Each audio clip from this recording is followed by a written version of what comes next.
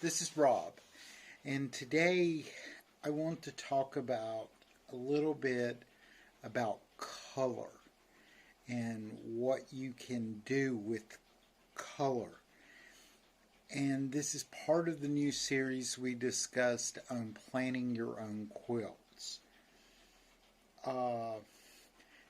Everyone knows you can get a charm pack or a layer cake.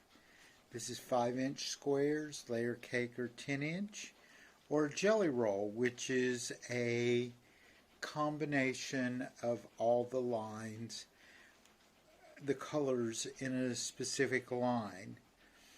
This pack has 42. This is from Benartex. It's called Colorama 2. It is a batik line, and it has some nice fabrics, but I'm, like many of you, not a big fan of batiks, but I really like the colors in this pack. So I got a few of these.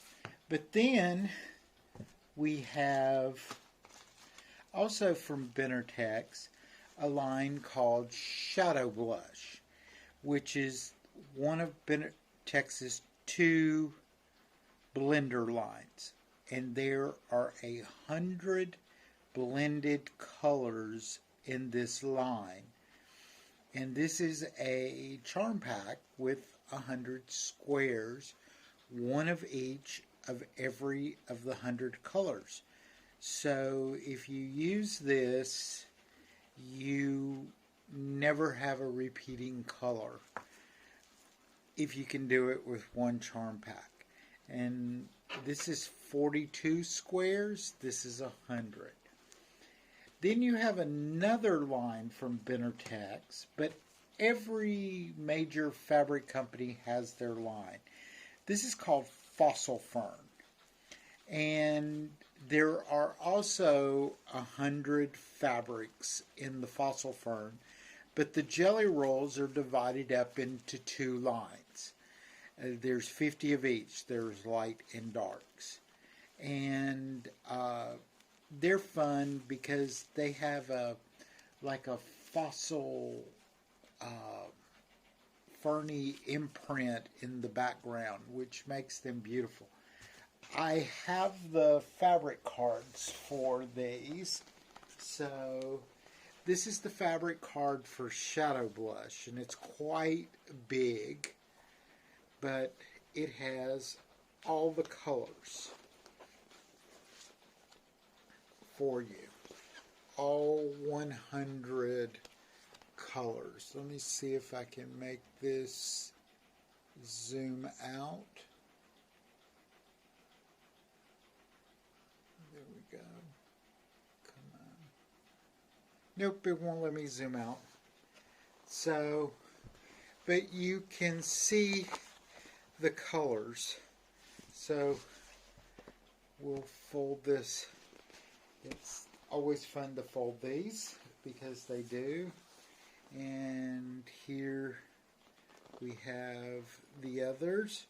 And these come in layer cakes, charm packs, jelly rolls. They even come in bolts, because you can buy all 100 bolts. And they keep this line in stock all the time, and it is one of their blender. It's called Shadow Blush for Quilters, and it's a duller fabric. Then you have the Fossil Fern, also 100 colors. This has been their line for quite some time. And as we open these up, this is the full color line on this image. But as you will notice, out of the 100 colors, you can see the imprinting. It's almost like a batik, but it's not batiks. But there's some beautiful, beautiful colors in here. And I love using the Fossil Fern. And like I said, it comes in charm packs, layer cakes, jelly rolls. There's fat quarter boxes, And then there's also bolts for this as well. This is the fossil fir. And kona solids. Everyone talks about kona solids. There's like 100 and something colors in the kona solid collection. RJR has the Jenny Beyer color palette, which is 150 colors. And I have the box, so I'm just going to show you the box quickly. This is a fat quarter of all 150 colors in the color palette. And Jenny Beyer is the queen of blending. That woman can blend some colors. So if you want to learn about color blending, look up Jenny Beyer. And she has several videos on how to pick colors for yours. I have the Jenny Beyer color palette swatch. And how she says that it works, and we're going to do this quickly, is she says that a true blended quilt needs a minimum of 16 colors. So what we do, let's say we have this beautiful dark blue. So we take and we separate, and then we take 1, 2, 3, 4, 5, 6, 7, 8, 9, 10 on one side of the color.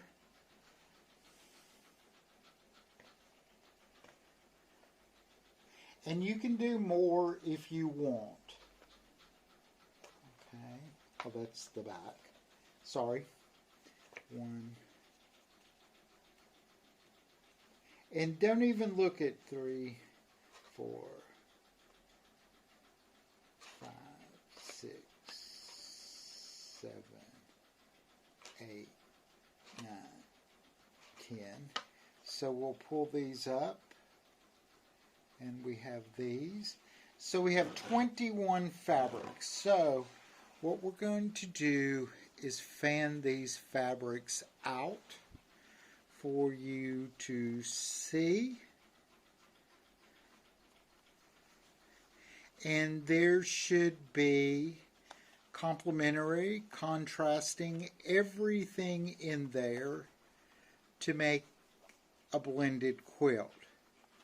But what you can do is, after you get these pulled apart, and you can look at it and take your time, but like these two colors are very similar. So we'll just get rid of one of those. So now we're down to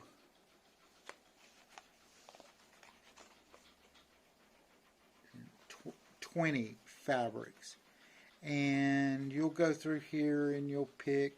See, there's several of these blues that are very similar, so we'll get rid of this one. So we're down to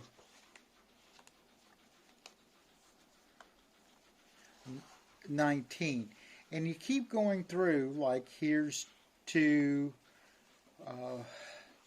white on whites, and you can decide, do you want the busier one or the less one? I like the less one, so we'll get rid of that one. We're down to 18. And you keep doing this until you get, and then what you can do is take, now see, like these two here are very, very similar. So we'll take 2 away because there's 3 that's very similar right there.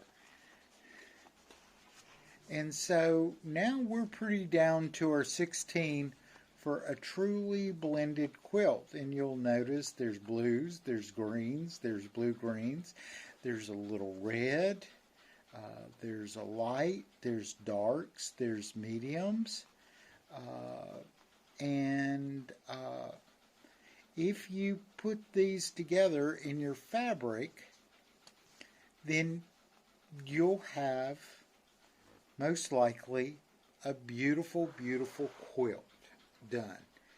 So that's quick color theory. You can use a color wheel. I know I have a good friend that uses paint chips from their local hardware store. And to show you the basics of this, I went to my local quilt shop and got some fabrics. We have two yellows, a light and a darker yellow. So we'll put those together. We have two greens. We have a darker green and a lighter green. We have two reds, a very light and a very dark red. So we put those together. Then I got a black. This is black. I'm not a big fan of black. I usually use navy blue, but I got it for this illustration. And I got a white. And what you can do is with these, there is a quilt right there. And what you try to do is, because if you add the black, then these two, the dark red and the darker green, become a medium color, and the darker yellow becomes a lighter color with these four. And here is an important thing. Black is the absence of color, meaning there is no color. And that is why so many colors pop when you put a black. White is the inclusion of all colors. It is the weirdest thing. You would think that all colors would be black and no color would be white, but it's the opposite way. So, but you can do many things. You can create your own quilts. And as long as you keep a light, medium, and dark, because if I use the white here, then the red and green becomes dark, with yellow and this green being medium, because I can show you here, and this is a trick. I took a photograph of the fabrics, and you can see that this green is much lighter than these reds over here. And look how dark this yellow is right here in the picture. But if we look at the grayscale of it, you'll notice that this red is really, really dark here. And the green right here is dark. But then the yellows are almost washed out together with this green. This is green and this is a red. But see, these two are almost the same value. And these two are almost the same value. So you have two lights, two mediums, and two darks. Plus your background color, either white or dark, whichever you choose to make it. And that is just a really quick overview of color. Don't be afraid to pick colors. And if you stay with like your color wheel, get several shades of blue. Get several shades of red. I love making red and white and blue and white quilts, but there are many, and if you go to your quilt shop or your local fabric shop or even Walmart or Hobby Lobby, anywhere that they sell fabric, if you ask them to just say, show me your blenders, and they'll show you the line of Kona or whatever. McCower has a line, Andover, Free Spirit has their own blenders. Like I said, I use Benartex. This is a McCower. I think this is Moda. I don't even know where some of these, but these came from my local, because my local quilt shop, she cuts her own fat quarters off of bolts. So, and because we're in Europe, they're also a little bigger. So that is, you know, just a quick overview, but I'll be honest with you, I think these two would make a magnificent quilt with the solid red added to them. My thing. But also, when you're doing color and we look at our fabrics and we choose our fabrics, we can also choose our threads. And threads can be very important, because if you use a white thread with this, it's going to show up. If you use a white thread with this, you're not going to see very much. But if you use a red thread with this and a red thread with this, you're not going to see it on this one, and you're going to see it on this one. And it makes a difference of how your quilting goes. And then you have a choice of your threads as well. Many people swear by cotton. Let me see, here's the silk finish cotton. This is the Mettler thread card for silk finish. And this is all the colors for their line of cotton, and it's available. I think there's 380, 400 and something colors here. And this thread comes in 50 weight, 60 weight, 40 weight, and 28 weight in all of these colors. Now, your store may not carry them, but they're available. But cotton is not shiny. If you look at this, it's not a shiny finish. It's a very flat, dull color. But it's not dull, but it doesn't shine.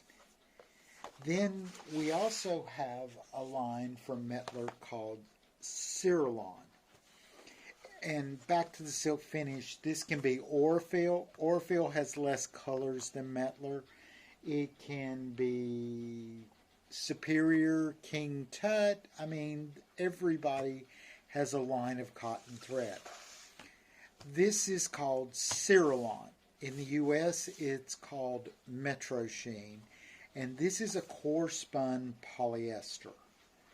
And if you look at it, it looks almost exactly like the silk finish, but it's thinner and it's a little bit stronger, and it holds its color a little better because of the core spun, but it's not shiny. And this is polyester thread, 100% core spun polyester, which makes it, even when you're sewing, it looks like cotton. And it's way less expensive than cotton thread. And it's a good thread. But then you also have polyester. This is Isacord, which is an embroidery thread. And it's shiny. You'll see the shine when we open it. See how shiny the colors are? And there's almost the exact same colors as in the Seralon line, but it's shiny. So it has a reflection. It has a shine. It tries to look like rayon or silk without the cost, because again, it's 100. I love the variegateds. And these are neon, and there's a few glow-in-the-darks in this line. It's quite fun. Then, if you're brave, or you have a really good sewing machine, you can get your metallics. And these are very, very shiny. You have gold, and you have the metallic colors. But it's a fun thing to add to a quilt to give it a secondary design behind your quilting. And my Janome doesn't like to use metallics because it has a nylon core wrapped in metallic thread with the metallic, almost like aluminum foil wrapping.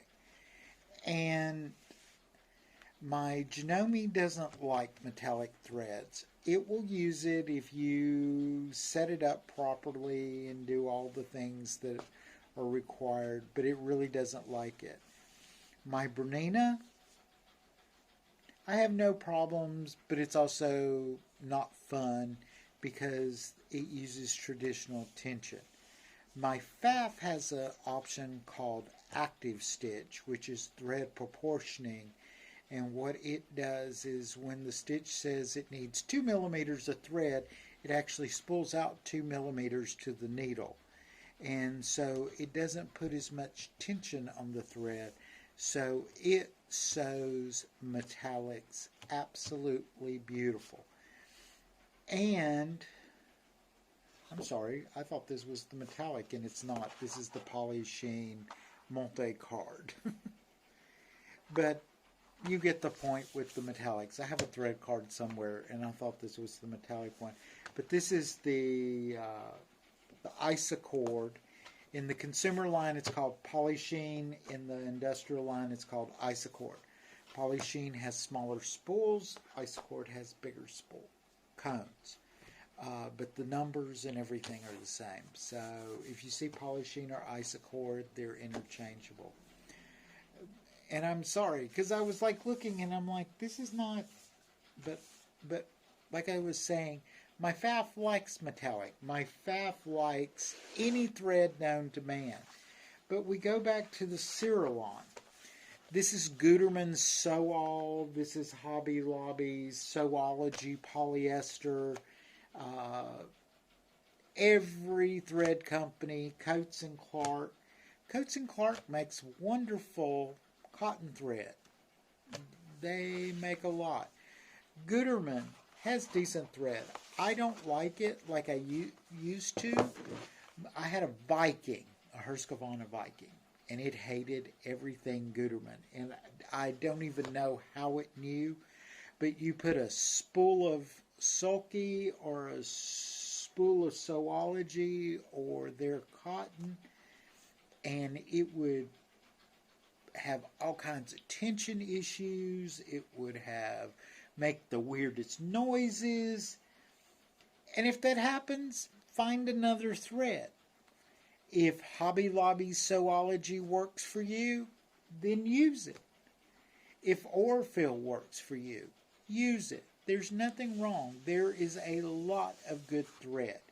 And the secret of thread and fabric, it all goes back to a few factories. Most quilting fabric comes from South Korea, followed by Japan. So don't believe all the rumors that it comes from China. That's not so. The number one fabric manufacturer in the world is South Korea, followed by Japan. And if you want silk, you go to India. If you want boutiques who get South Korean fabric and then prints the color on it in Indonesia. So, but there is fabric made in China, don't get me wrong, but it's usually really cheap, low quality fabric. But like this thread, like the silk finish I get here in Europe, the cotton, which I absolutely love and use all the time, the company is based in Germany, but it's made in the Czech Republic. The Seralon actually comes from Germany. The Isacord and the Polysheen come from Japan. So there are a lot of good threads. I don't have any, I'm out of it, but tire silk, I get it from Japan from a company called Fujex, but I know Superior carries the same thread, and it's a 50 weight silk. It is magnificent, but it is not on a budget. So, but this gives you an overview of how to pick your colors, plan a quilts. The next weeks we're going to talk about designing blocks and planning a quilt and how to design, but I just wanted to give you an overview of the colors. Reds,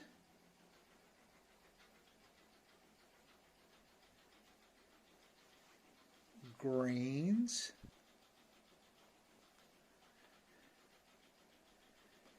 yellows,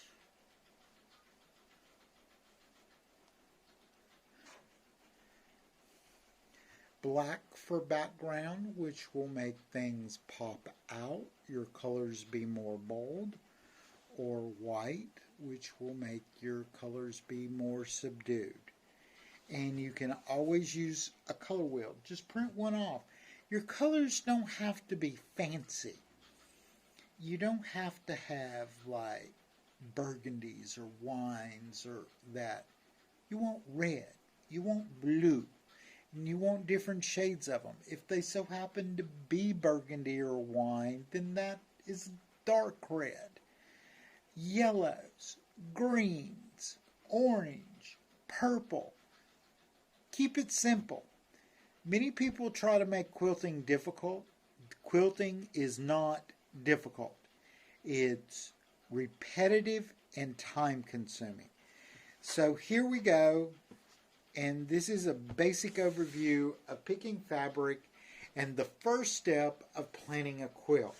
Next week we're going to talk about blocks and how to design your blocks and how to calculate them. So I hope everyone has a good week, and we will talk to you later. Bye.